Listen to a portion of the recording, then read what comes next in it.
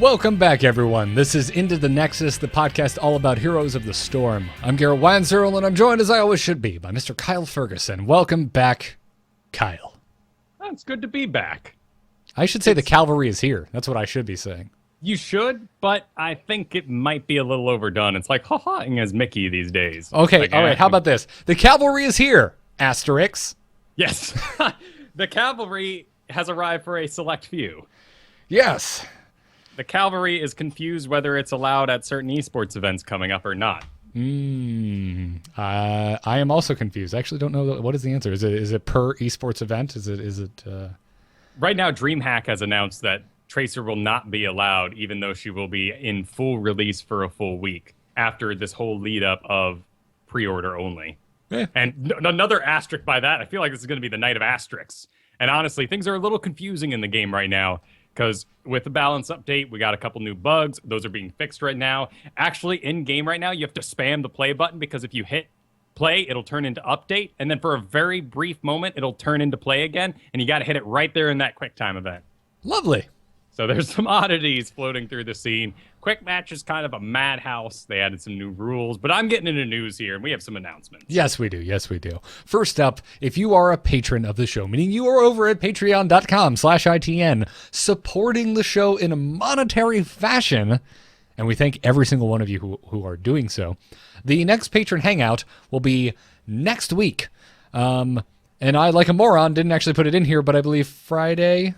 The 29th? Friday, April 29th at 4 p.m. Eastern Time. It will be live streamed right here on twitch.tv/amovetv. And if you are a patron, head on over to patreon.com/ITN for the call-in details. The post for this specific one isn't up yet, but the call-in details have not changed, nor has the voicemail line. If you cannot make it live, feel free to drop us a voicemail. So, looking forward to that. You guys always have great questions. And, I don't know. Don't call, if you're in a wind tunnel. Good advice. Maybe leave a voicemail before you enter said wind tunnel. But also, as always, want to remind all the fine folks out there that if you like Into the Nexus and you want to come out and see a live recording with me, with Kyle, in the same room as you, in a not creepy way, meaning we're like not in your like living room at your house uninvited, you should come to CreateCon in Orlando, Florida this July 30th. You can go to createconvention.net for details and tickets.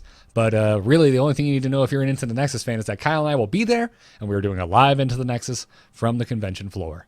So check it out. Once again, createconvention.net. Looking forward to seeing a lot of you nerds over there. And then probably seeing a lot more nerds just randomly, like the days after at the different parks around Orlando. Yeah. Like, oh, you get your wand? What wand you get? Oh, man, I got Snape's wand because Snape for life. Mine is actually, I already have mine. It's Sirius Black because he's objectively the best character.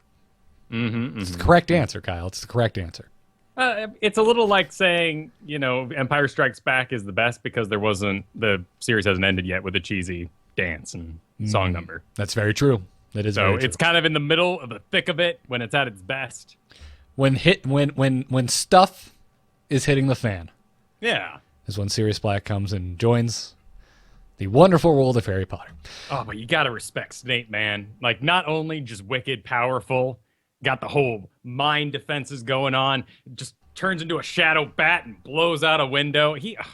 Potions master? Defense? Man, I'm so angry. I can't help but get angry when I see Harry Potter complaining about doing a freaking paper on werewolves for homework. Reading that in high school was just maddening. That's the wrong time to be reading that kind of stuff, right? Especially when you're a dungeon master. Yeah. The older it's hard. It is really hard to pick a favorite character in Harry Potter. But anyways, it isn't hard. Talking about Heroes of the Storm news. We're on, boys! Ha-ha! Let's liven up this place! Put me to the stage. Click the play button, and let's get started. Well, let's get started. Just a reminder, you can go to itncast.reddit.com to submit stories or upvote submissions for the next episode of Into the Nexus. And we got to give a shout out to M_Takashi.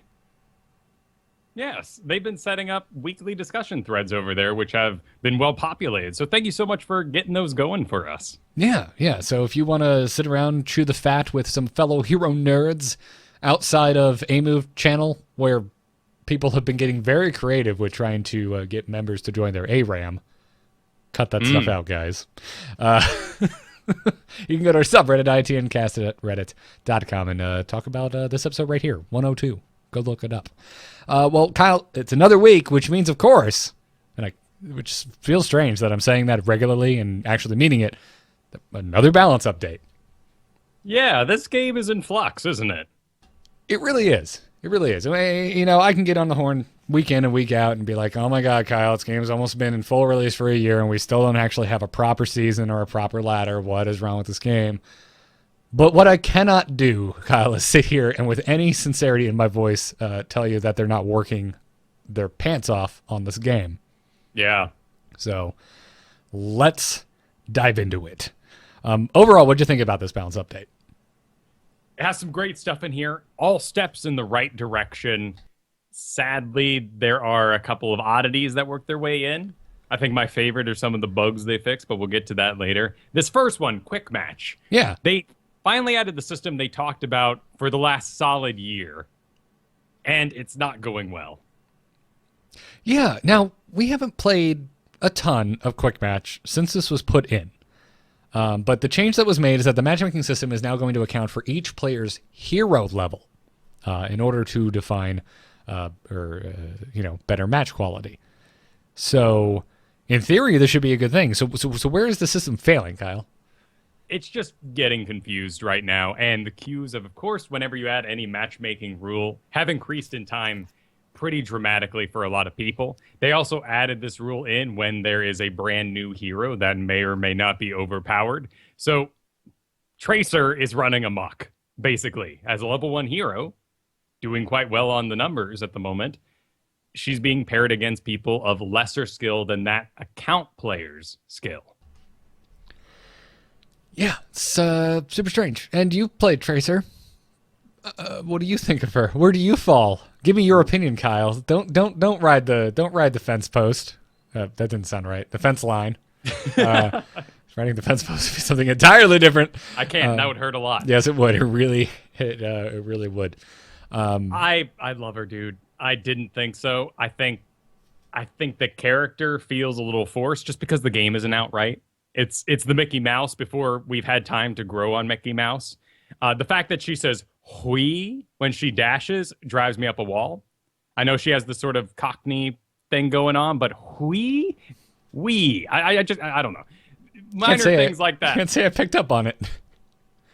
She's having a lot of fun, clearly. I enjoy my big stomping monsters, my Diablos, Dahaka's growing on me slowly, my Skeleton Kings like that. So I'm looking at her coming down the pipeline, and I'm thinking, this looks like Vala 2.0. Maybe Vala with some power creep. I'm not that into Vala. I play Raynor as my main ranged assassin because as I've talked before, making my thesis statement for myself so I play my characters correctly and know what to embrace as my skill base. Surprisingly resilient is always the one I go with. I want characters that can stand their ground, shoot people in the face, make them mess up, and then I sweep in and I get the kill after they've just been like, oh, you can't kill this guy. He's amazing. That's why I like tanking so much. So I didn't think I would like Tracer at all. But the recall, while it doesn't refresh your health before level 20, is an amazing tool. And I have the skill basis for it across many games. First of all, Phoenixes from StarCraft. I didn't think that's how it was going to work, but it's absolutely how it works with the A move. You get a little target indicator, but you're just moving. If you A move on the other side of a lane, you move to that point and you shoot the whole way. Yeah. There's no bonus fluff to it. It just happens. Also, you are blowing my mind right now because I was trying to pinpoint where I had felt this type of control before, and you're 100% on point as usual. The frickin' Phoenix, man. That's exactly how she controls. And I feel just as bad. I feel like I'm flying in with a horde of Phoenixes and I'm picking up all those workers and killing them. I am running circles around people right now in this game. And it is a blast, and it makes me feel a little guilty. And then on top of that, Weaver from Dota. was a character I really enjoyed in the past for many years. He had a similar mechanic to Recall. He had something kind of like Blink. So as a positional player, it's just all kind of fell into place on day one, and I didn't expect that at all. And I can't think of a character in this game that encapsulates what it's like to play the character in a different game. That is a feat. That is amazing. I can't wait till we have more World of Warcraft classes. That I'm like, oh, this is a holy priest. This is a shadow priest, whatever it may be. I'm priest biased, of course, as a priest main. But, what about the future Overwatch characters? Are they going to be this tight? I don't know. We're skipping ahead to Tracer too. So I'll save my thoughts. Really, I just wanted to know if you thought she was overpowered or not. Oh, okay. Sorry. That's all right. Totally fine, man. Passion is coming through and leaking out of you, and I got to say, I'm in a very similar boat as you. Yeah. But yeah, it does. It's sad that this is the effect that this change to quick match is having. Because it feels like this is a good change. This should be a change that makes things better, but at the moment it is pretty borked. And I'm happy about one thing, and it's a weird thing to be happy about, but I'm happy that there's even a discussion being had about quick match, because you and I have covered other games before. StarCraft is a good example where the majority of the community don't even really discuss actually playing the game, let alone playing a casual aspect of the game like quick matches in Heroes of the Storm. So I'm glad to see so many people reporting their experience on quick match. So yeah, and this takes us down a whole another rabbit hole, but it's an important discussion to have because we have the ARAM game now. It's not big. We assume Arena is going to be bigger, and we know that Arena has been basically delayed as they add more to it and work on it, really focusing on seasons and the rank changes right now, of course. But we know Arena is being worked on in the background. Quick match is, as Dustin Browder put it 2 days ago on Twitter, is an acquired taste. It's for people who enjoy that sort of madness, want to take those cool side talents that maybe, first aid that you would never take on another character. Tracer's got one right now. Her is that a health pack talent? Is fantastic in quick match, but I'd probably avoid it in most, maybe an Uther supported game just because it's a little slow to roll out. What happens if quick match is no fun and Blizzard realizes that? What if ARAM is actually why people start playing this game? What if Hero League, this thing everyone works so hard to get to, is just less fun for the community than ARAM? Does the game have to change? Is it just a game for pros at that point? That's a discussion that's been had for a long time in League of Legends, is this is a really great game to watch the pros do, but I can never have a similar experience at home, so I'll just keep playing tower defense mods and, those are more Dota things, but tower defense mods or our own versions of ARAM. I wasn't prepared for this, and now I have a lot of ideas spinning in my head. I mean, first of all, my gut reaction is I don't think quick match will ever be more popular than Hero League. I mean, you'd have to make some severe improvements to it. It's not what I'm looking for, and I'm not saying that what I'm looking for in the game speaks for every single person who plays this game, but I certainly think it's a vocal majority. People want to draft. People want a strategic experience. People want to feel like they're pros. Yeah, and that's something that Overwatch does really well with the replay feature at the end. You're always kind of building up to that moment of stardom that you might have. Oh, that's a really good point. You're absolutely right. And experiencing almost that casted level of excitement with that game. And Hero League, I think, does a great job. I like drafting. I think rank is fantastic. Because I want that serious mode and I want to play what the pros are playing. But what if it's simply not fun for casuals? Well, as long as quick match is also fun and a place for casuals, and Arena eventually comes and is fun for casuals, I think it's fine.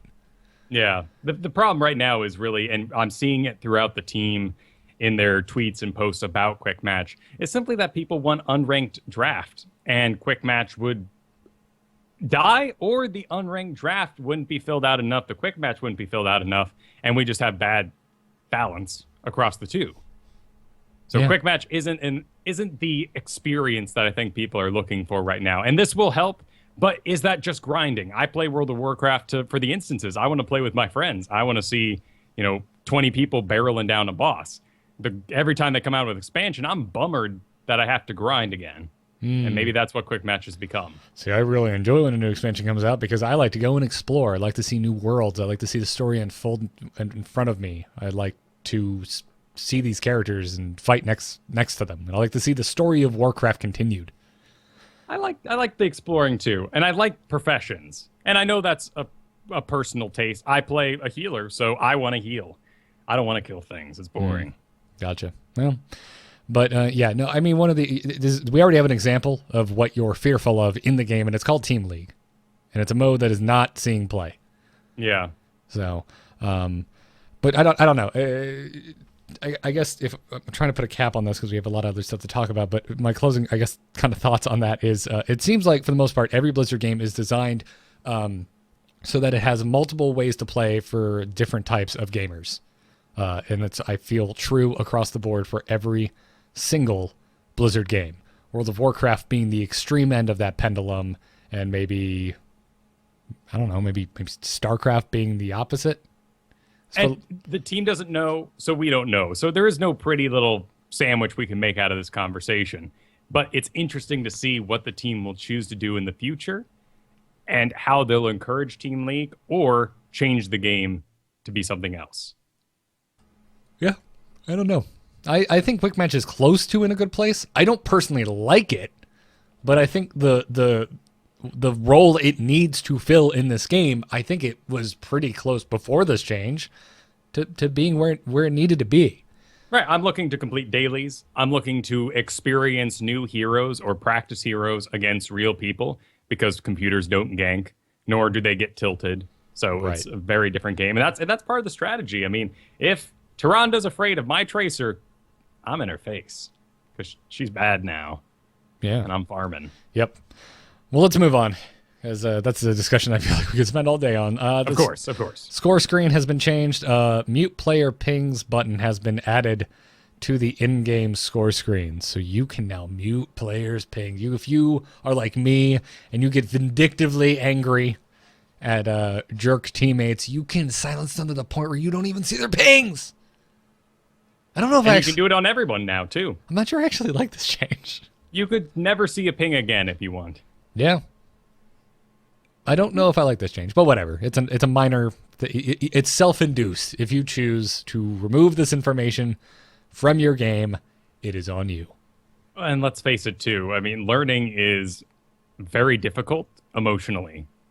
And it depends on who you are, of course. But for some people, they're just looking for fun. They don't want to improve and learn. And they will be tilted by these things, like being pinged on by some silence player who's going, ping, ping, ping, where were you? Whatever silent rubbish they're throwing in their faces.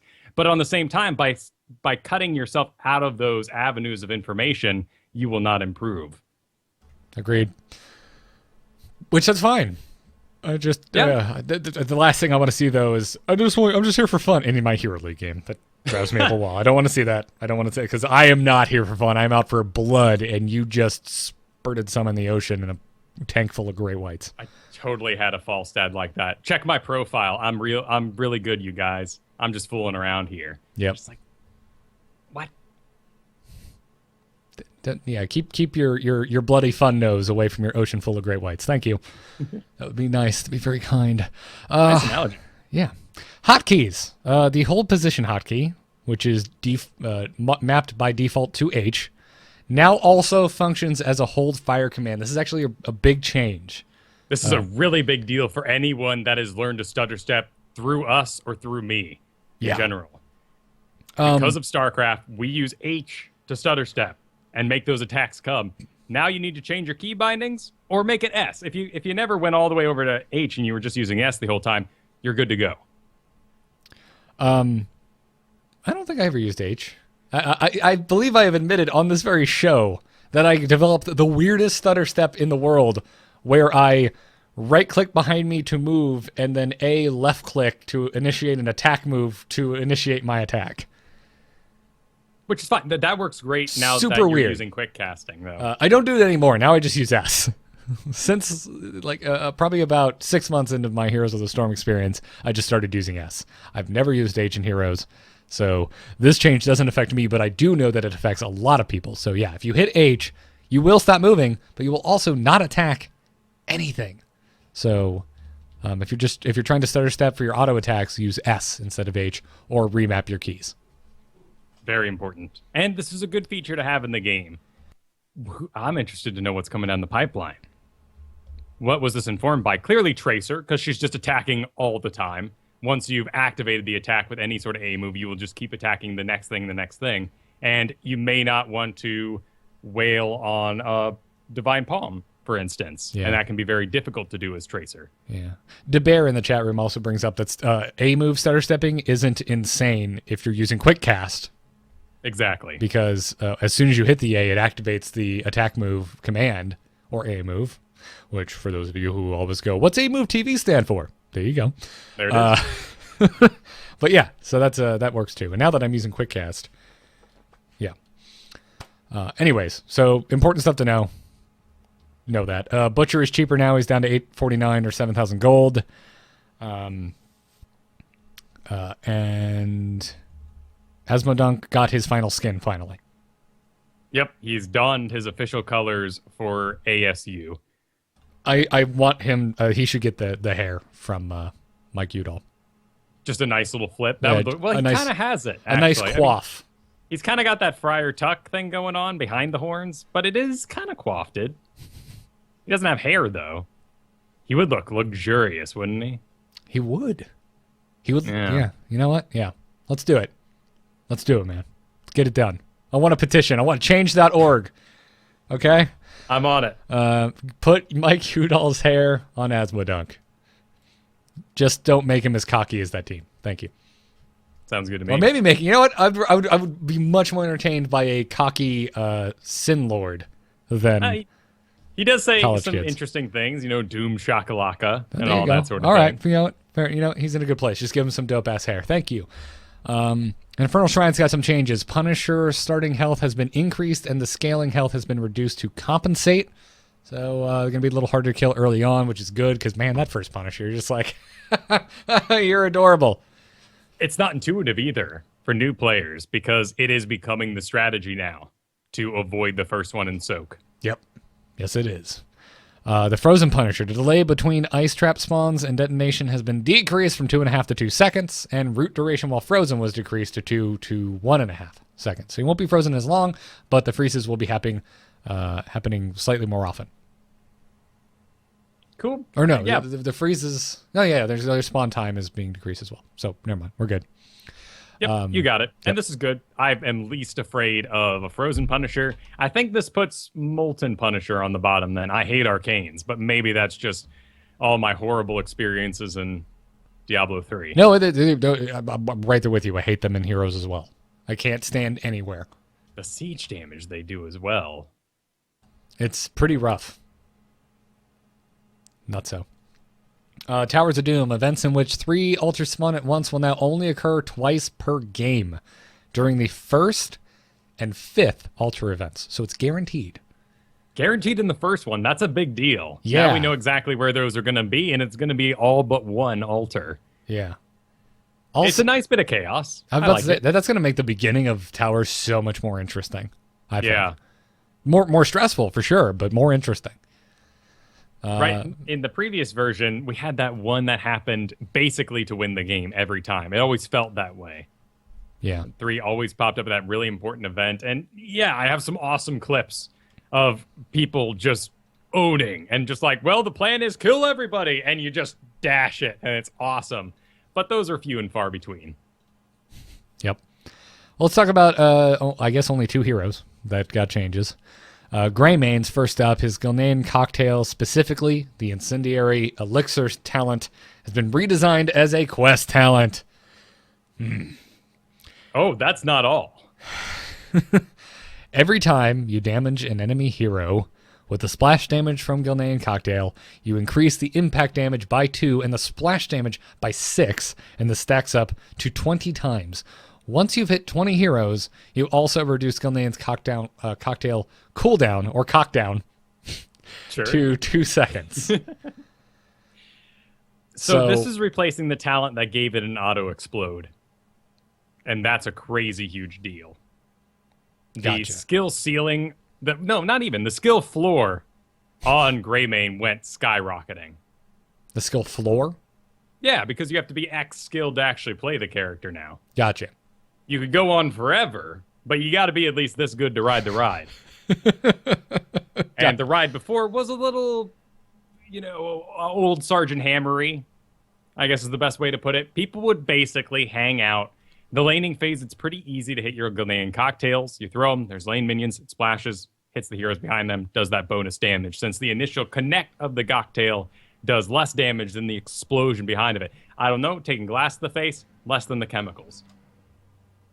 But now, it no longer auto-explodes. You have to hit something first and get that bonus damage on the back. Greymanes everywhere are rather sad. I can see why.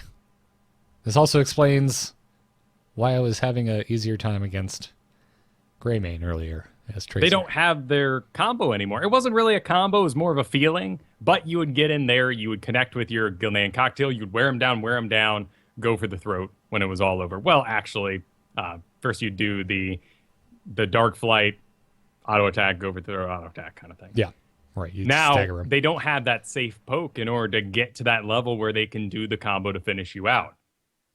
I like this because we're going to see amazing Greymane play. We will continue to see amazing Greymanes. It's sad for those that were using this particular build. Yeah.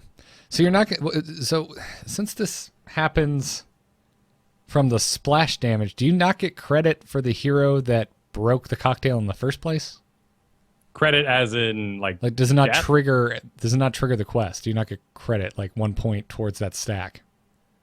Yeah, every time you hit a hero, an enemy hero with the explosion damage, right. So you have to hit something first, splash it back onto them. Gotcha. Yeah, that's going to really increase the difficulty of getting these stacks.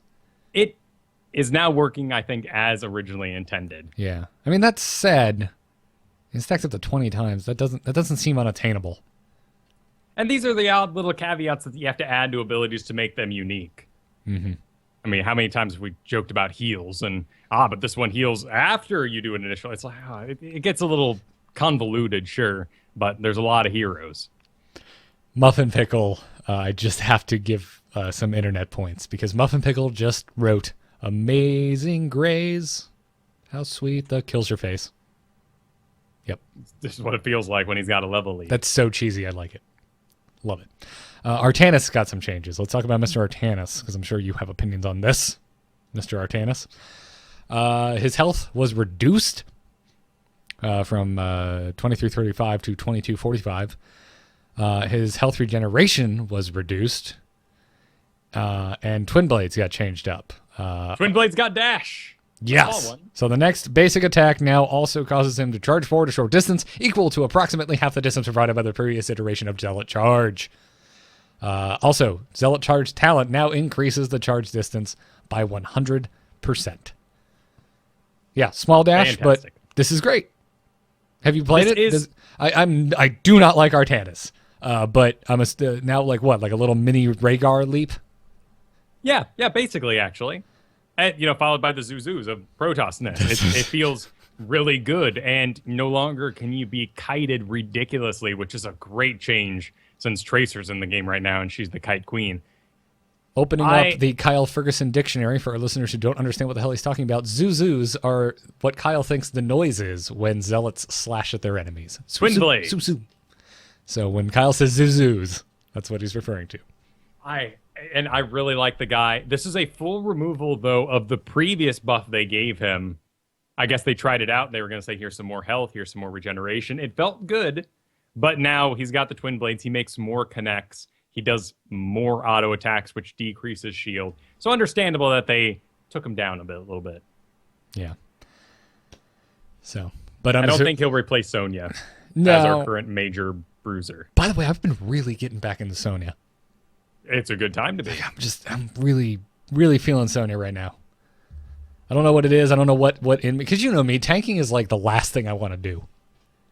But Sonya, it's just like, no, I'm just a damage dealer. I just happen to kind of be tanky. So I'm really digging her.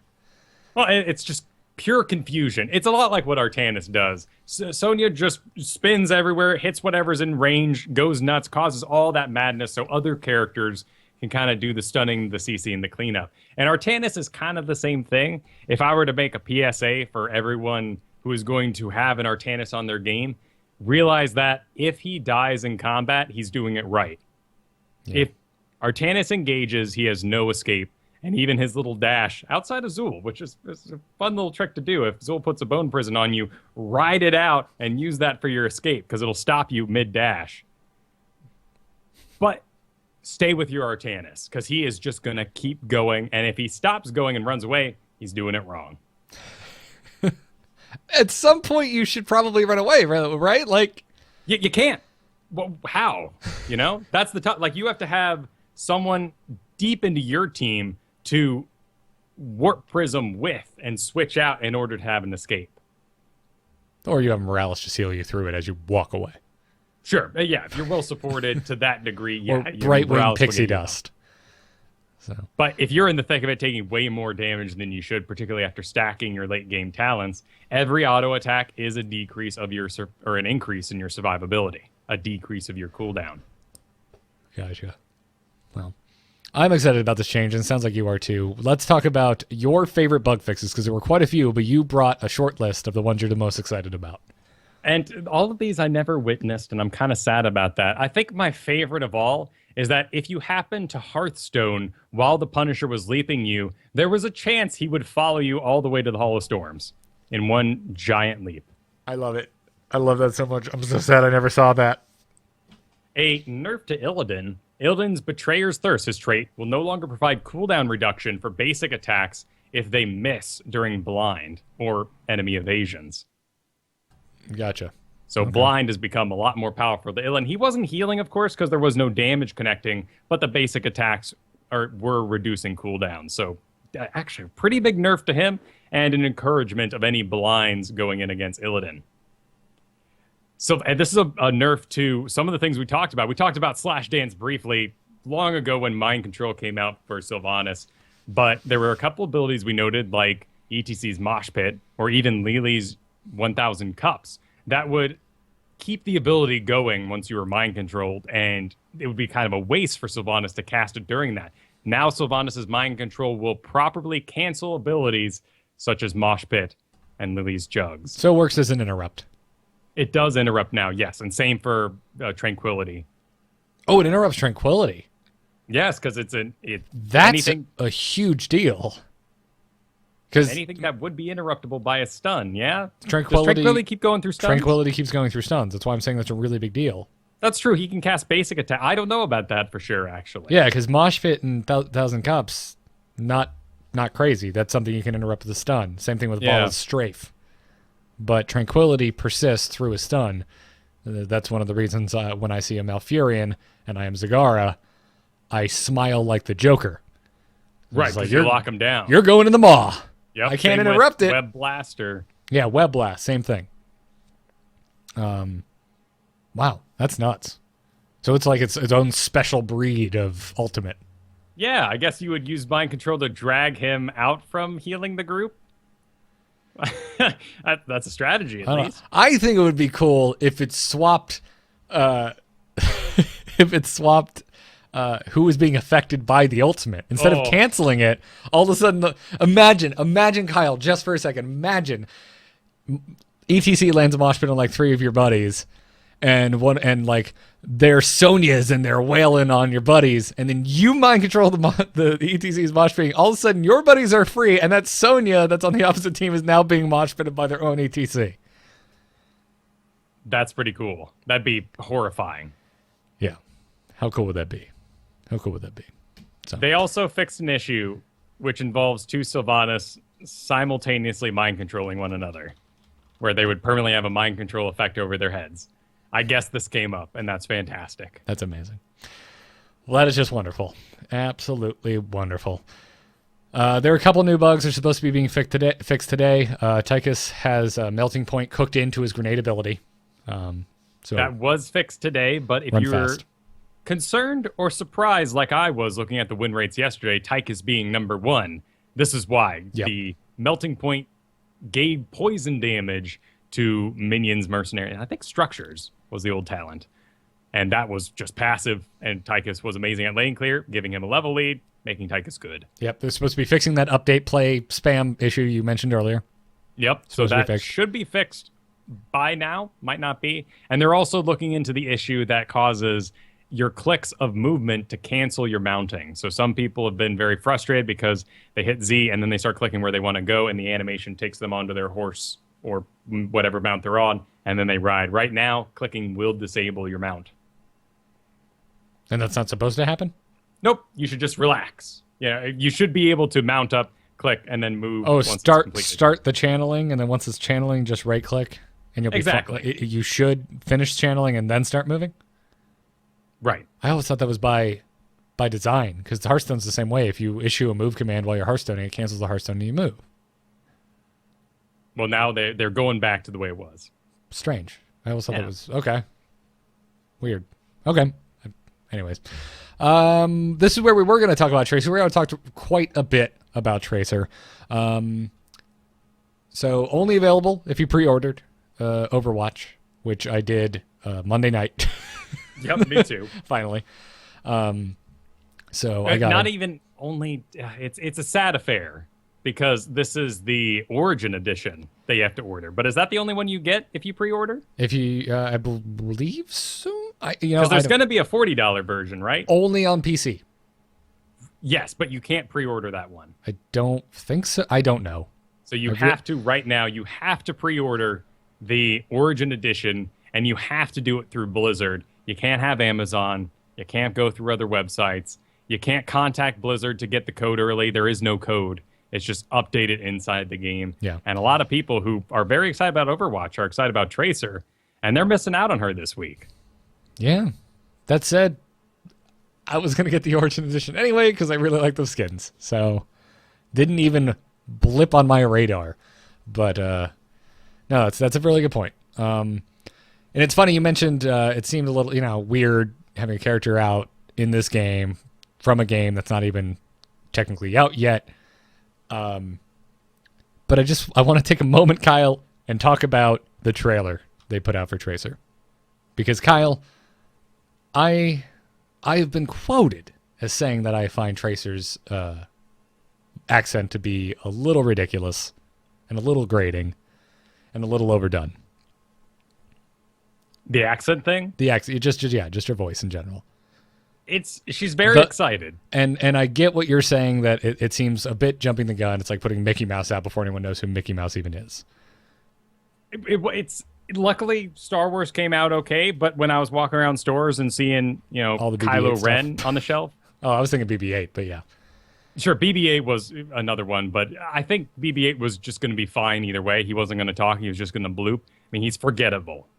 But if you're selling Jar Jar Binks plushies, I'm concerned, And Yeah. that's kind of what Kylo Ren was, Yeah. maybe not to that level, but looking like. Anyways, what I was getting at was I love this trailer more than anything I've seen for Hero so far.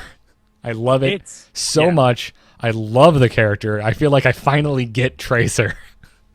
And at the end of it, I don't know. I had that feeling that I have when I see a Blizzard character that I do know, that I do care about, that I saw the story of, that I want to see the story continue. And I find that strange because I get everything you mentioned, and I was in the same boat, and I was very like, Tracer, man, there's so many more cool characters in Overwatch, but I don't know, man, there's something about Blizzard. They know how to do characters. Yeah, we also got a sneak peek at her lore, which is kind of interesting. I want to see that movie, of course. We got to see what I assume is a sneak peek at a Nova skin coming out for Widowmaker. We always said that there's no way you would put Widowmaker and Nova in this game together. Yeah. Kind of accomplish the same thing. That Outside the stealth, right? That will be, yeah, because Widowmaker doesn't stealth. But now that I have Tracer, I'm thinking, wow, Nova feels moldy. Like, if Nova had a hook shot to move around, think how crazy that would be. Get rid of stealth, give her a hook shot. I'm happy. That'd be awesome. The the power creep. It's not even power. The creativity creep. The engine creep. like, they can tune down Tracer to be the same level as Vala all they want. She's simply just a blast to play. Yeah. Also, I just gotta say, man, we're in the Overwatch beta. I've played a lot as Tracer, and I am just floored by what a good job they did translating her into this game. You took a character that exists in a first-person shooter, and you translated them into a isometric strategy game, and it feels exactly like it should. 100%. Yeah. This is exactly how I assumed Tracer would feel to play. I'm so impressed.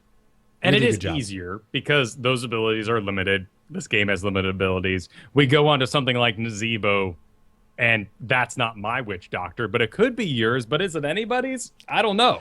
Yeah, you're absolutely, and that's Belly the Beast, right? Like you said, Overwatch has limited abilities, limited to the same number of abilities that exist on most heroes and Heroes of the Storm.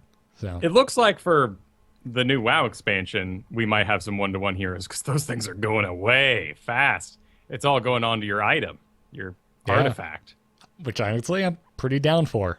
I am too. I'm really excited about WoW, man. Really, like I'm getting the itch to just play now, even though the expansion's months away. I already do. I do a stream on Monday nights of WoW. I know. We need to start playing together. Well, you should join us sometime. Maybe you got a Death Knight around that level now. I used my boost on my Death Knight, so Oh. he's max level. So, but I'll figure something out. Anyways, doesn't matter. That's about Tracer. Really awesome. She released to a 54% win rate according to HOTS logs, so doing well. Lots of heroes doing. Kael'thas just doing amazing. I didn't even get to talk about my love of the new, I don't even know the talent anymore. The Gravity Lapse talent that increases damage taken by 30%, plus the Sun King's Fury, which everyone was taking over the weekend in all the pro games, and now I see why. It's ridiculous. It's so cool. I love it. Which is so funny, and I'm so excited about as my hipster glasses dawn on, because when the Kael'thas rework came out, that was the build that I was most excited about. That's the one I tried, much to the dismay of the chat watching along, saying, Flame Strike, what are you doing, Kyle? You're ruining him. Yep. And now I'm just sitting here, smiling to myself. Gravity Crush. How could I forget that when it shares one of the words that it with the actual talent itself? Gravity Crush at level 7. There's a couple of gravities in here, so I think you can be excused. Yeah. So it's insane. I can't believe I'm taking a talent that increases the auto attack damage. Oh, and Sun King's Fury, it does bonus damage to buildings, everything. Yep. You can plow through a fort. It's beautiful. Absolutely beautiful. My muscle memory is still really bad, though. I'm totally Verdant Sphering my living bombs all the time right now. Not necessarily a bad thing if you take Felon Fusion to increase your ability power by 5% and you utilize that Verdant Sphered living bomb on the guy you just gravity crushed after level 7. Fair enough. It's not the worst thing in the world, actually. So, because they're going to take an additional 30% for 4 seconds because you just gravity crush them, and your living bomb is going to do 5% more damage. What are you taking at 13 right now? Because I am honestly just confused. Fission bomb. Vision bomb? Vision bomb. Every time, because I'm also taking Master of Flames every time. Okay, At more 20. spreads. Yep. Yeah, Yep. that makes sense. I'm doing backdraft. I defended a core in Hero League the other day while all of us were dead because my living bomb spread 4 times, killing 4 of the 5 members assaulting the core. That's kind of the thing about Master of Flames. They got it below 50%, Kyle. The game was over. They didn't spread correctly, and 4 people died while all of us were dead. It's just that chance. It's like Mosh Pit or Maw. Like, maybe another level 20 talent's better, but there's always the chance you can win the game off of Master of Flames. Yeah. And yes, for the chat room asking, Fission Bomb is the one that increases living bomb's explosion radius. So, anyways, let's talk about the Spring Champions mount. You can buy a mount in-game with MVP Black's logo on it, which is just MVP's logo, which I'm so happy there's still a team from ye old GSL StarCraft fan days. MVP! Baraka! And the energy drink Hot 6 Yep, and it's still all happening, man. And man, listening to Artosis and Tasteless try and say Hot 6 and not mess up. I can only imagine how many times they sat in front of the mirror backstage before going out. Hot 6, the numerical number, Hot 6.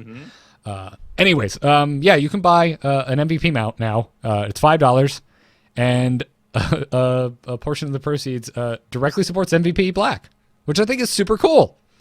Super cool, but should you not buy the mount so you don't support them, so they don't have more time to practice, so America wins?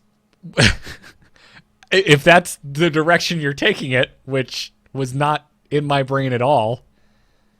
But overall, regardless of my quip, this is a fantastic precedent to set, and I'm glad our in-game purchase can support the team. Thank you, you ass. That's exactly what I was going to get to. Was I like the precedent this sets. If I go buy a Yankees hat, I expect some of that money is going to go to the Yankees. Currently, though, it only has one mount tint, and the Cloud9 one from BlizzCon was gold available. So a bit of a bummer for those mount enthusiasts who are hoping for another free mount to get through gold, through grinding. It has 2 tints available, and we have a summer and a fall, so maybe that'll become that, but it doesn't look like it's going to be because this money's going directly to MVP, and they'll put up a new mount and get rid of this one come June. Yeah. No, I like it. I'm honestly thinking about getting it because I really like MVP. I've always been an MVP fan, so. And it looks a bit better than the Cloud9 one. The colors are nice. The green on the back looks more crisp. So clearly some updates have been done to the flying hexagon. Yep. If folks want to check out a cool post on the Heroes of the Storm subreddit, there is the worst talents per tier by Nintails. I totally thought it was Ninetails. Checked. No, it is indeed Nintails. And Nintails, I'm assuming, went through Hot Slogs and pulled out all of the talents with the worst win rates. And it's really interesting. So you should go check that out. But the saddest one is definitely level 20, a Nubarak Crypt Weave. I can't believe this reminded me that this was still in the game. What does it do? I don't even remember. So you have to take Web Blast at level 10. Yep. And then your Crypt Weave at level 20 is you gain the ability to channel your cocoon for an additional 4 seconds. Oh, that is horrible. That is the worst thing in the world. Now, technically, because you can keep refreshing this, you could keep one person in a cocoon forever. But you've removed a Nubarak from the game to keep someone else removed from the game. Not only that, you know how we complain about Burrow on Dahaka because it removes him from the game and he's supposed to be fulfilling our tank role? Yeah. This doesn't even remove a Nubarak from taking damage. People are complaining about mind control being a bad talent, but it's on a specialist, and you relocate them at least. Yeah, and I've died a couple times now on Jaina from Sylvanas mind controls. We're sieging the middle, the wall goes down. Even if we get the keep sometimes, mind control run me into the center of the bottom keep with the wall still up, so I'm taking max damage from everything. And it's over. Done. I assume that'll be changed in the upcoming Anubarak update. Yeah. Which I hope they make a big... If Anubarak and also, Kyle, Arthas, I don't believe you can channel indefinitely. It says right here, usable once per cocoon. Oh, well, that makes it even worse than I thought. So it's just a terrible talent that should be stricken. You get an extra 4 seconds. Wonderful. Yeah, that's really bad. I hope they do like Frost Bros.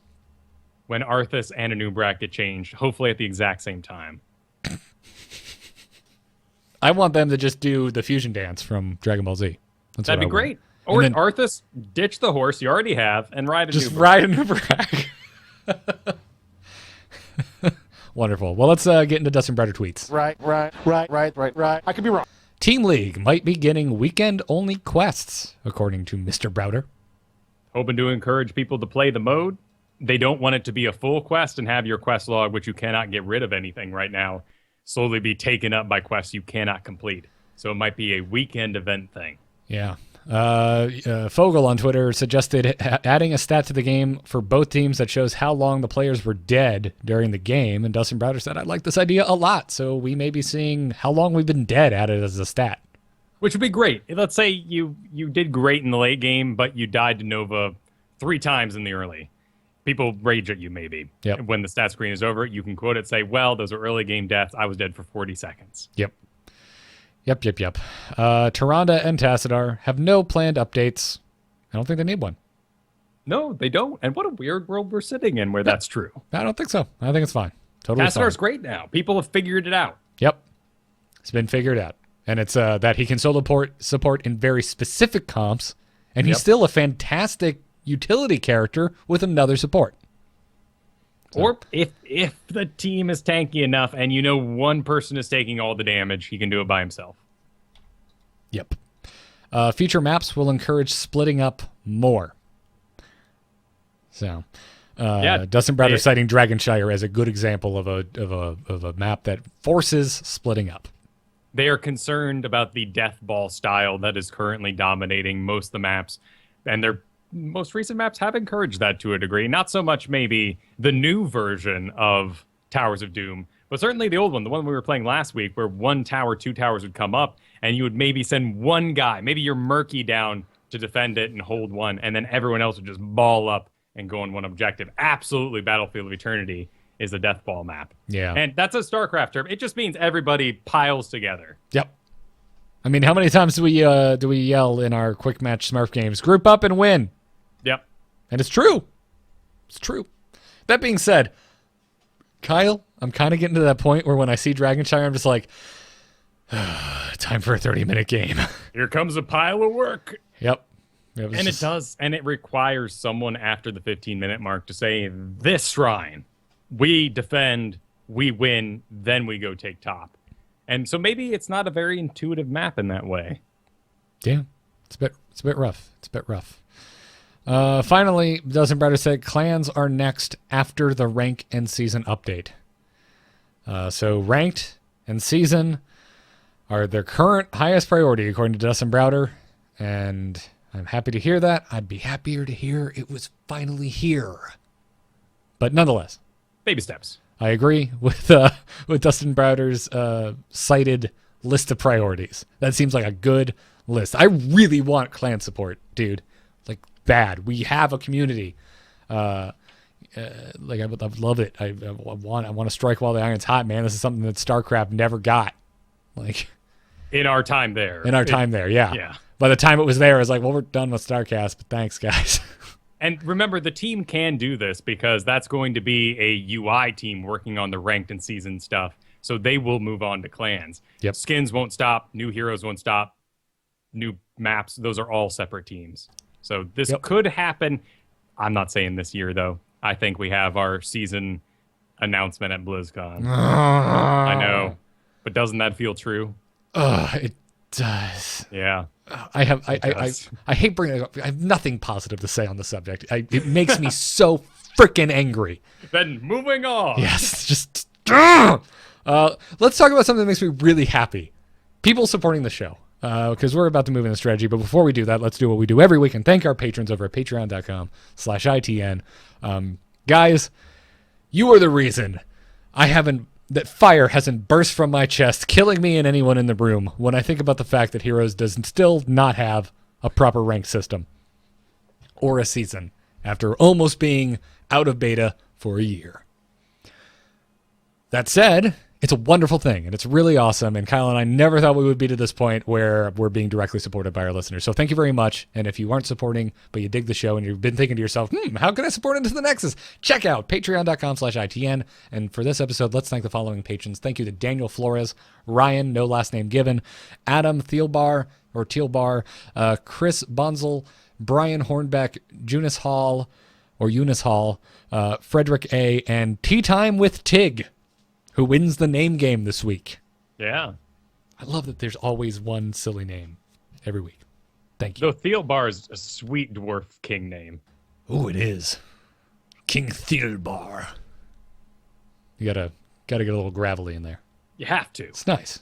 Well, let's move on to strategies, and I'm gonna play the Kael'thas one in honor of how much I'm loving him right now. Choose a talent.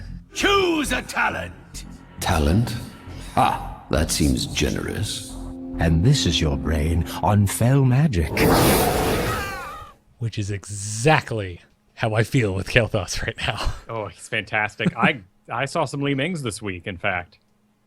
It's funny how slow the ban meta moves compared to the pick meta. Yeah, it does, and I'm kind of okay with that. I kind of like that it's gradual because I get to become accustomed to it. It's not like someone threw a lever and it's like, all right, everyone, change places. We're not going to ban Li Ming. We're not going to ban Morales anymore. We're moving over to Kael'thas, and we're going to ban Tychus because he's broken. That doesn't happen. That was great. It's this kind of slow thing that I really enjoy because I enjoy a slow change for the most part. As long as something is changing. I don't just want the same damn thing forever like we had at Christmas with this game or like we're going to have until Tuesday with Hearthstone. Wait, Tuesday? Tuesday, Old Gods comes out and we finally shake the meta up. Oh, I didn't know. Okay. You didn't know Old Gods got its release date? No. Yeah, Old Gods, Tuesday, man. Sick. And I know this isn't the show for it, but I know you're a free-to-play player, and if I don't tell you now, I'll probably forget to tell you. Logging in, you get three free packs. Yes, and I get my dude. Your dude? I get a free dude, right? The old god dude. Yes, you get a free Cthulhu. Oh, that's so cool. Yes, yeah, you get three free packs. You get a free Cthulhu. You get a daily to win or to play, I think, 2 games in Standard. You get 5 free packs. Then you also get another daily to play 7 games in Standard. You get another 5 free packs. So, sir, as a free-to-play player, you can get 13 packs without spending a single piece of gold. Oh, that's amazing. Yep. So get to playing this week or next week is what I'm telling you. I shall. So I think it's really good. It's really good. After giving them so much crap for not doing anything for Old Gods for the Brawl this week, I do have to say, I think they're nailing their actual launch itself. They're doing a really good job. Anyways, we are here today. Your idea, which I think is just fantastic, is to talk about a new meta buyer's guide. So come on down to Garrett and Kyle's Crazy Heroes Say a lot. Okay, I'm done with stupid voices today. I'm gonna start slapping my knee soon. You were inspired by a listener, Stilgar, who sent in an email that said, quote, I played the Heroes beta for like a day, then life hit, and I haven't played since. I fired it up again this past weekend with a buddy of mine, and it's been great. However, I have no idea what characters to spend gold on. Basically, I feel like I need some sort of new player guide, but one that isn't from 2014. Any ideas? Also, the community seems a little rough. I got chewed out my first day, and some guy in Quick Match swore up and down he was going to report me for trolling. Yeah, welcome to a MOBA. Yeah. Welcome to being new in a MOBA. Maybe play a few more AI matches and get the handle on how heroes work before you jump in. Anyways, and he also gave us his favorite heroes from what he's played so far. So we know he owns these guys: Johanna, Sonya, Sergeant Hammer, and Kael'thas. Yep. So my goal here is to give our listeners, those particularly coming back, but maybe those looking for something to add to their roster, the discount heroes that you won't get yelled at or might because everyone's angry in MOBAs. Yeah. Again, the show of asterisks is we do not guarantee you will not get yelled at. Nope.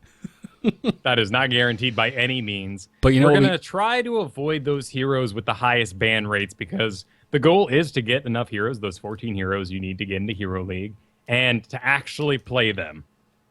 So we won't really be recommending Li Ming, plus she's 10,000 gold, because you probably just won't get to play her.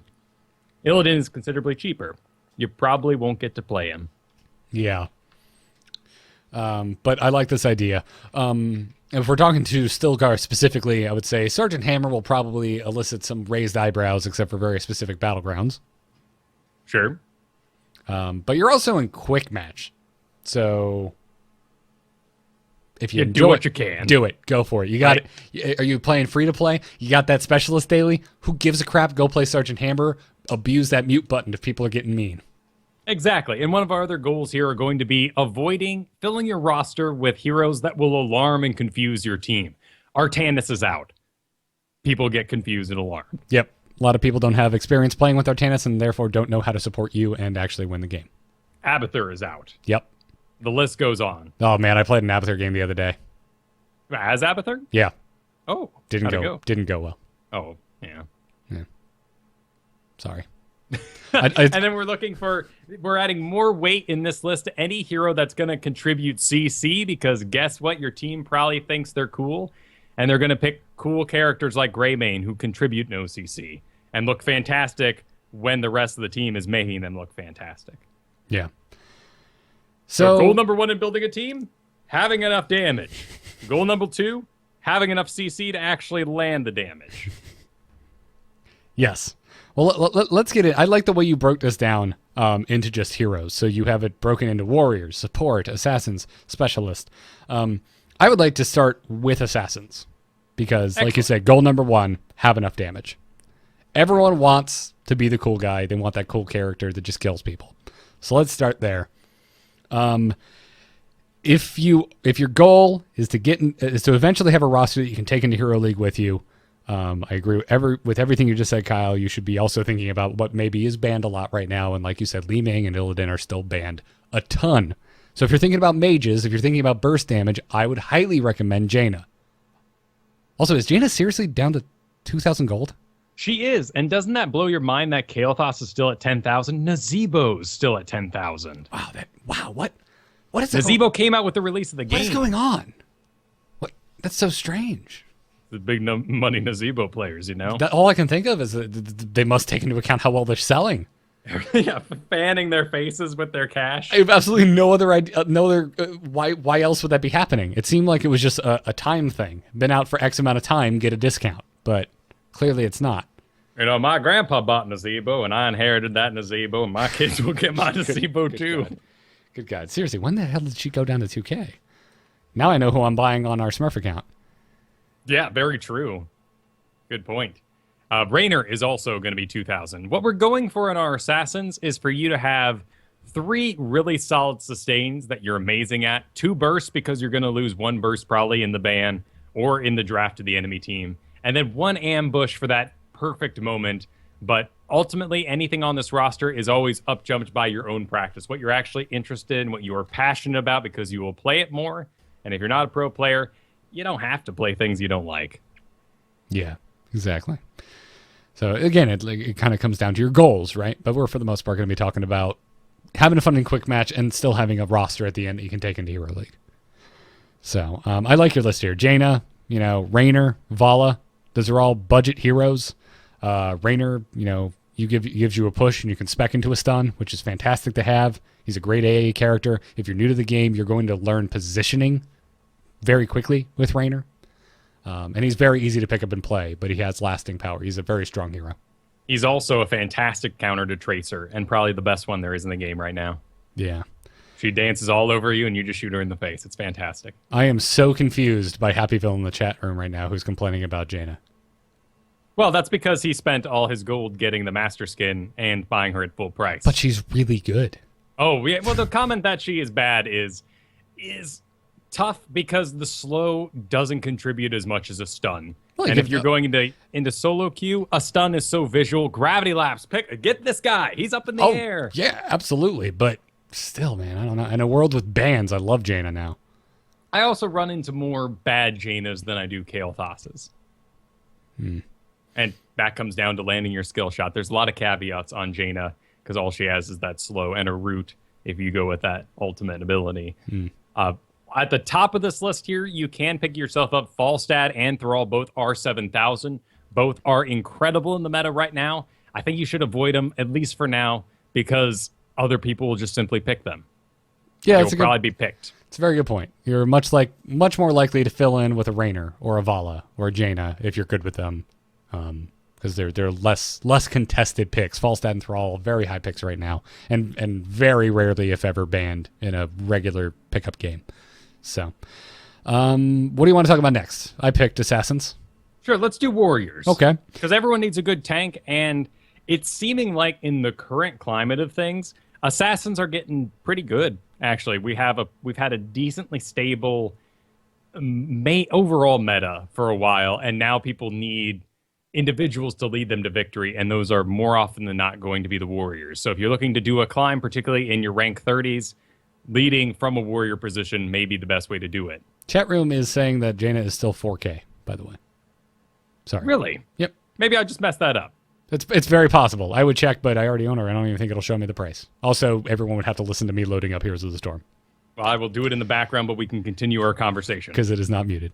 I just don't want to give misinformation. Anyway, yeah, let's talk about Warriors. I absolutely agree with your first suggestion of ETC. Mosh Pit is a playmaker. Power Slide stuns people. Can be a mini playmaker. Like you have a stun. You have a massive, insane ultimate ability if you use it correctly in Mosh Pit. ETC is just a very strong hero, and I also think, as far as pick up and play, I think I don't know how to explain it other than I feel like just through playing him, you understand what you need to be doing. You understand when to slide through someone, when to body block them, and when maybe not to slide through them and make sure that you're body blocking them from getting into your team. Jane is 4,000. Okay, wonderful. But yes, ETC, Mosh Pit, it has lots of communication. Your group will respond to it well, and it's entirely game-winning. Yes. And you'll learn very fast when you need to power slide in and initiate the mosh pit versus power sliding in and initiating the mosh pit, missing it, and now all of a sudden everything you just tried to catch in your mosh are moving past you and killing your back line. Muradin's also a good one. He's very anti-melee in his current spec, which is always going to be reverberation at level 1. You're taking Muradin because you notice 3 melees on the enemy team. And he's fantastic. He contributes a ton of survivability, a great leap for closing or getting out, and a stun. Yep. Muradin is just, I think, one of the best overall tanks in the game. You were talking about earlier about how Artanis, fantastic brawler, can just get in and really just fight, but he has to keep fighting. He survives by everyone else being dead. Whereas Muradin is that tank where the rest of your team can be like, okay, it is time to get out. We will leave. And Muradin can choose to leave on his own accord because of Dwarf Toss. If I were to pick one tank because I don't trust my teammates, I think it would have to be Muradin. That's a beautiful way of putting it. Johanna, who our listener already has, so you're in good place, is my personal favorite tank. If you go, Garrett, you have to tank. First I go, and then I go, wait, I get to play Johanna. All right, cool. It's not so bad because I really like Johanna. She brings a blind, which is just so... I think it's one of the most overlooked things in the game, probably because a ton of heroes don't actually have a blind. That's how you counter Tracer, too. If you're not going to kill her, you blind her. She has to reload at the end of every clip, and she gets blinded through 2 of those. That's insane. I didn't even think about that. So a whole clip is considered one attack? What you have is 10 bullets on each gun. So you have 20 rounds that you shoot, 20 different instances of damage. And so you go, and then flip, reload, and then you fire again. Lily and Johanna's blinds last you through 2 of those, and then you have to reload for the second time. So you're actually getting even more value out of a blind on Tracer. Can you reload early to mitigate that? You can't reload out of the blind, but you could just simply not attack and keep your guns loaded. Gotcha. That'd be taking advantage of the new button in the game. Hold fire. Gotcha. Okay. Fair enough. Johanna also has a stun if you spec into Blessed Shield, which is the ultimate of choice, heroic of choice. I need to stop saying ultimate. At some point, I will burn that from my vocabulary in this game, which is the preferred heroic. So, and then you'll probably want yourself a bruiser or some sort of off tank. Most of these off tanks do fall into the realm of confusing for most players on your team. Anubarak, Tyrael.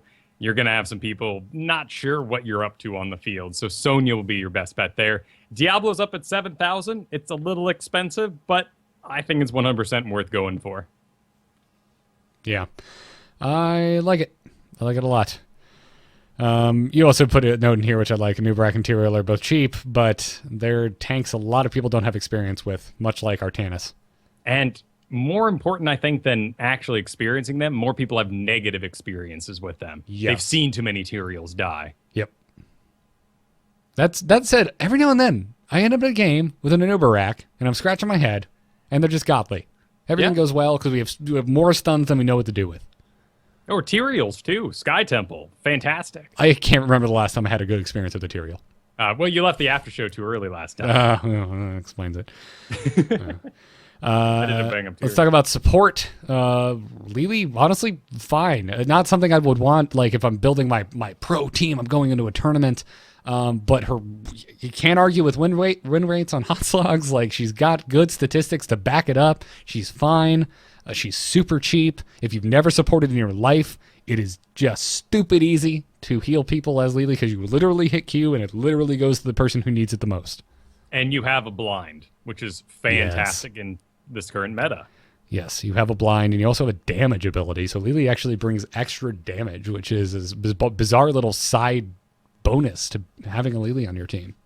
She probably has one of the most powerful switch into quick match modes available through talents. Yep. Yeah, absolutely. Oh, we ended up with two healers. I'm going damage Lily because that is a thing you can do as Lily. And it's decent. It is. It's actually one of my favorite things to do in the game. I love playing damage Lily. It's a lot of fun. Malfurion is also 2,000. I don't think I'd purchase him. I've come around on Mr. Malfurion. Yeah? I think he's good for a new player. That could be true. I think it's good for WoW healers, perhaps, because they understand a lot of that stacking support and heals before they actually engage. But on someone who's maybe looking to save a quick life, Malfurion isn't going to really deliver that. In a mage-heavy meta, I like Malfurion because you can keep your mages topped off, which will help you win games. If you're a new player, his Entangling Roots, which root your target, teaches you a lot about zoning, whether you realize it or not. I don't know. I've kind of come around on Malfurion. He's, again, still, like if I'm building my dream team, this isn't what I'm going for. But I think for someone coming new, I'm not at the point anymore where I see Malfurion picked in Hero League. I'm just like, I can work around it. It's fine. The bonus to learning Malfurion and becoming incredible at him is you won't have any competition. Yes. We will not be putting Rhaegar on this list today. Yeah, Rhaegar will get banned or taken. Hasn't been my anecdotal evidence. Has not been my anecdotal evidence on Rhaegar. He is. I can't remember the last time I saw him banned. Morales right now. Every time. I've actually seen more. Him take the second ban very frequently. I have seen more Brightwings banned lately. That's true. Because in my games, in my experiences in the teen ranks, Illidan is making it through now since his changes. He is not getting banned out, and the team that gets Illidan bans out Brightwing for the polymorph. That's good strategy, actually. Well done, Random Q. It is. I've had some surprisingly good games lately. I've also been playing with Gorath and Doribo, so Gorath and I are pretty close in rank, whereas Doribo is rank 1. So that's probably just confusing the hell out of the matchmaker. But my games with Gorath have been fantastic. What would you do for your third support? Because we're gonna need, one is gonna get banned if your last pick, and that's usually where the support ends up getting picked. And then someone has to take someone on the other side. Lily and Malfurion are not hotly contested right now, so if you get good, you'll use your skill base. But you'll need a third. And Uther was the old hotness, but I think I would put my 7,000 gold towards Tyrande today. I think I would disagree with you entirely and tell them to go Rhaegar regardless. Even though he'll just maybe won't see play? If you've already got Lily and Malfurion, which are super cheap and it's very easy to acquire them, I think you're fine picking up Rhaegar as your third. That's fair. So, I don't like Uther. I would recommend Tyrande, but with the caveat that you probably maybe approach her when you've become a little more seasoned at the game. That makes sense. Yeah, I'm real down on Uther right now. That is perfectly understandable. He has seen many nerfs and has been outpaced by some of our newer supports. But by the way, I hope we get a support next. I cannot keep people alive as Uther, and it's a problem. I really hope the tank and the supporters. I want to see skins for our tanks and supports. I'm sure statistically, the flashy assassins make the big bucks. Yeah, I'm But confused. Johanna? I'm confused by the chat room. Someone's saying, "Don't listen to me," and I would like to see. Present your evidence, sir.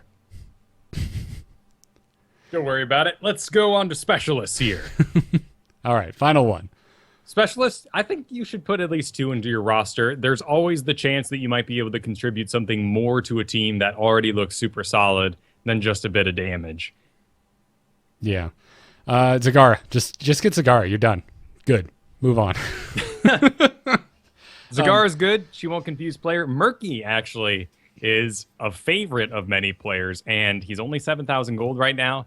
And you won't confuse people because people are really used to seeing him.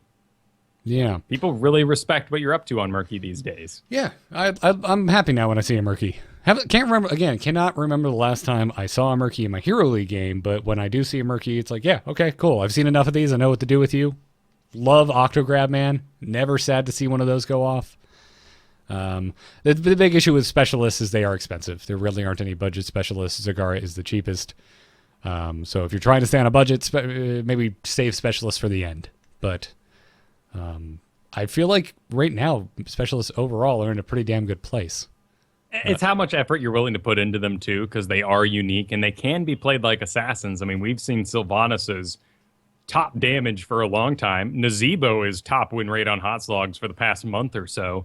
And Zul's also really great, contributing an amazing route, but they're 10,000 gold, and they're not a core role per se. Yeah, no, I'm there with you. I agree with your list. You have Zagara here. Zagara, I think, is the first one you should pick up because Maw is a playmaker. It's amazing. Also, I am of the biased opinion that she is the most fun hero in this game to play. Full stop. Murky's great. Octograb, fantastic. Another playmaker. You can you're almost guaranteed to get a kill if you do it right. If somebody there is with you, a kill is definitely happening. Nazebo right now is one of the highest win rate heroes. Zombie Wall is fantastic. Sylvanus is good, brings a silence. That silence is just great. And if you can get good at Zul, fantastic. Although, be ready, he gets banned a lot. Yep, he does. Map particular, but yes, he does. So, there you have it. So, just to recap, we recommend ETC, Muradin, Johanna, Lili, Malfurion with a bit of an asterisk, Tyrande with a bit of an asterisk, Jaina, Kael'thas, Raynor, Vala, Zagara, Murky, Nazebo, Sylvanus. Excellent. And, of course, we have the show notes if you would like to see this in a more visual format. And, of course, Thrall and Falstad are fantastic. Maybe not where you want to put your effort just because everyone is going to be playing them for now. And, plus, I'm expecting something. Some sort of nerf. Not for us. I'm wondering what that is. The pro scene needs a nerf, though. Yeah, we'll see. We shall see. And, again, this was for budget, roughly, as best as we could. So, if money's not an issue, go nuts. Yeah, go nuts. Play whatever the heck you want. Let's take an email. Darkness stopped calling. Darkness just texted me. It's not the MOBA, it's a hero brawler! It's a MOBA. You can send your emails to itncast@gmail.com. Our first email, or only email today because it has a bunch of questions, comes from Matthew. It says, first off, I love the show. Always looking for hero streamers to watch, but I find this one the most fun. Good, honest attitude. Oh, thank you. Well, first, I was curious if you guys would be willing to play some Azmodan on stream. He's my favorite hero, and curious how you guys would make him work and what maps you prefer him on. Can't wait to get the Azmodunk skin. I don't know. I'm not big on Azmodan. Kyle, I know you used to. Kyle used to play Azmodan all the time. I'm a level 12 Azmodan. He's honestly one of my top XP guys. I love the way he plays. I hate being forced into a particular spec right now. I'm with you there. Matthew asks if we ever planned on doing a mini tournament. Sure. I don't know. Was that something you guys would like? Would you guys like a mini tournament? Absolutely. I mean, post on the Patron chats that we have going over there. Post on our ITN Reddit, and let us know if that's something you'd be interested in. Yeah. In us hosting. Yeah, I can dig it, man. I can dig it. So yeah, let us know. I've been trying to open up more of a dialogue with folks. So if you're a patron of the show, let us know the kind of stuff you want. It's only the two of us, so it would be a little harder to make a tournament happen. But that's something you guys want. Something we'll try and make happen. So yeah, there's fantastic tools available that don't require us to be overseeing every step of the way. Yes. So indeed. Life has gotten easier doing this sort of community organization over the last 2 years. Oh, and if we ever end up doing a tournament, expect a call ahead of time for volunteers. Yes. So that does help a lot. Yes, absolutely. And then finally, he wants to know who our top 3 picks are for Overwatch heroes to join Heroes of the Storm. And I'm going to cheat and go to play Overwatch right now because I can't think of everyone's name off the top of my head. Can we agree on Diva? Oh, I want Diva now. Yeah. I want Diva yesterday. I mean, a little constant beta Tychus going on as you dash in and your robot, it dies, and then you once again get it later. You're right. So maybe it's not a character that would be too healthy for the game, but you pump her out real squishy. And she uses Gatling guns. What? Oh! Poor Tychus. Yeah. Wouldn't that be sad? Kind of eating Tychus's lunch a little bit. I am so. There was such a jab in there at the trailer, the spotlight for Tracer, where the first hero she kills is Tychus. That felt a little bad. Yeah. Tychus needs help. Although not this very second since he's bugged and amazing, but once he's returned. There's something very sad about overkill and then watching Tracer do the exact same thing with her auto attacks and then running gun and then watching Tracer get 3 charges of that. Power creep in my heroes, man. Power creep in my heroes. Yep. A little bit of fun creep too. Yeah. Which is... I'd like D.Va. I would surprisingly kind of be down for Soldier 76. I would he'd be solid. I would like an assassin that has a heal. Just a little area effect. What about the idea of team. Reinhardt? Ooh, Reinhardt could be really and cool. a positional shield in this game is kind of fascinating. Having to rotate that thing. That would be really hard to do. It would be. That would be exceptionally hard to do. Because you move by clicking. And that type of movement is very hard, as you know, by trying to do something like a force wall or something. So something you're maintaining and moving while it's happening. Not to mention, how would that shield even block? If you position yourself in between somebody who's auto-attacking and their target, are you blocking that attack? Yeah. Because it's fascinating to see. Because that's I'm so impressed by Tracer because there's like no compromise. She plays like she plays in Overwatch, with the exception of the fact that her recall doesn't default heal her. But she locks on, which just kind of removes all the first-person shooter problems from it. Maybe that's how it would work. You would lock onto one target, and that's where your shield would face, and then you click around the map to move yourself. Oh, that could be interesting. Could be very interesting. But those are my 2 big picks. I want D.Va and Reinhardt. Yeah. That'd be pretty sweet. I would like to see how someone that just doesn't seem like they would translate, like Pharah. Like, Farah's whole thing is she's in the air all the time, and you really have to work to hit her. But, like, how would you make that work? Well, there are, across many MOPAs, various characters that have gained flight. And they do raise up in the air a little bit, and then there's usually some sort of sparkle, or I'm thinking of Bat Rider from Dota. He has a sort of flame effect that follows him along, so you know he's flying. Yeah. Cheesy Bob, I think, nailed it. Junkrat would be super cool.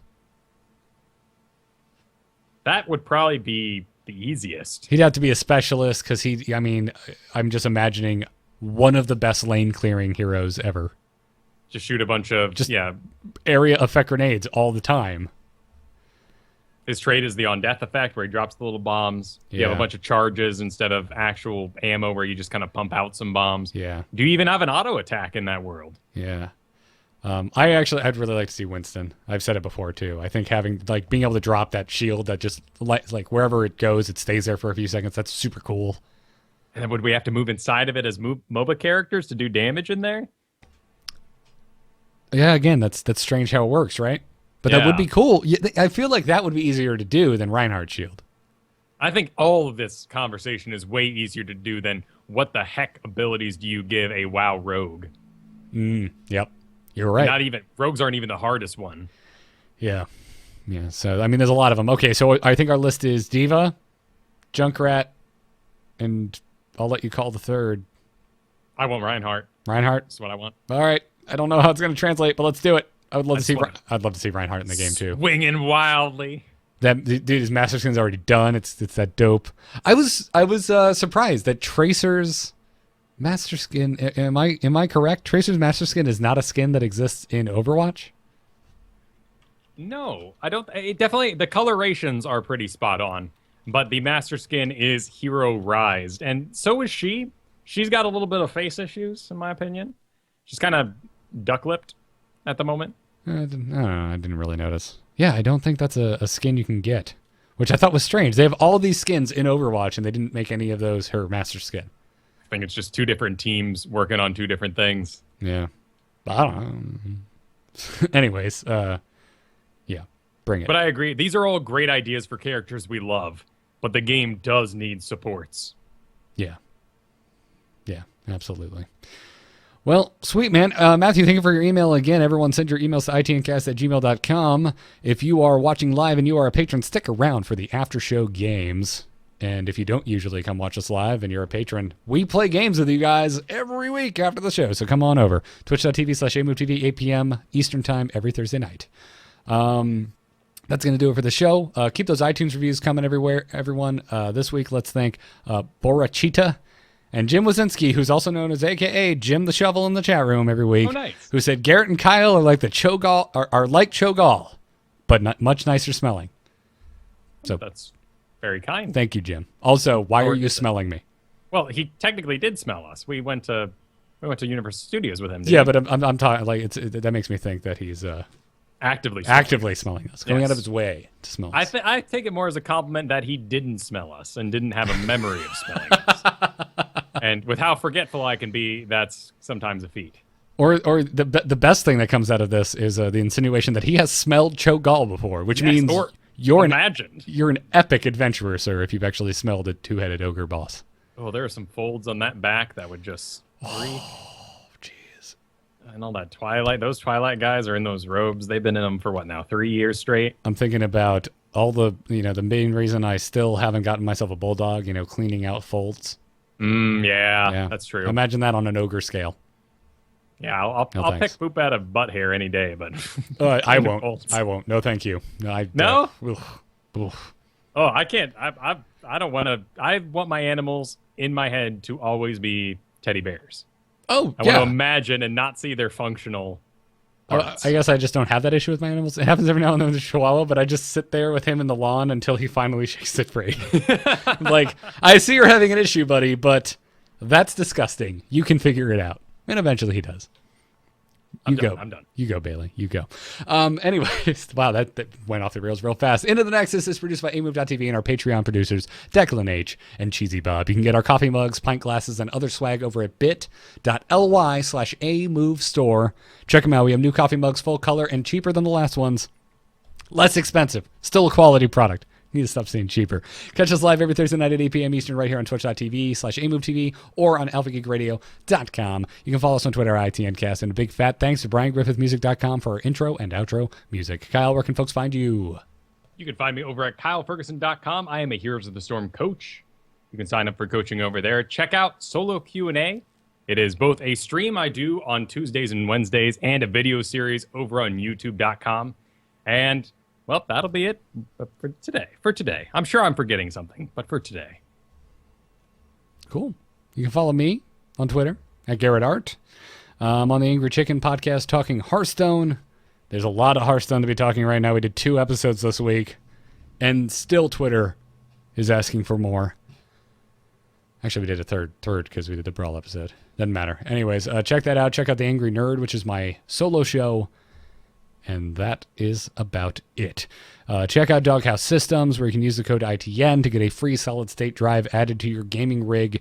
Actually, at the moment, they're giving out 400-plus gigabyte solid-state drives until they run out of stock, and then it goes down to a 200-some-odd gigabyte. I don't have the exact specs in front of me, but they're actually giving out way larger solid-state drives at the moment than they usually do, so that ITN code is as dope as ever. You can also use the code ITN over at tweakedaudio.com, where that same code will get you 30% off and free shipping on your entire order of noise-reducing earbuds from Tweaked Audio. We thank them for their support. We thank you guys for listening to Into the Nexus, and until next time, job's done. Oh my God, what's wrong with me? I just did an Angry Chicken before that. That's what's wrong with me. Hey, job's done. Take care. Wait, that's my thing.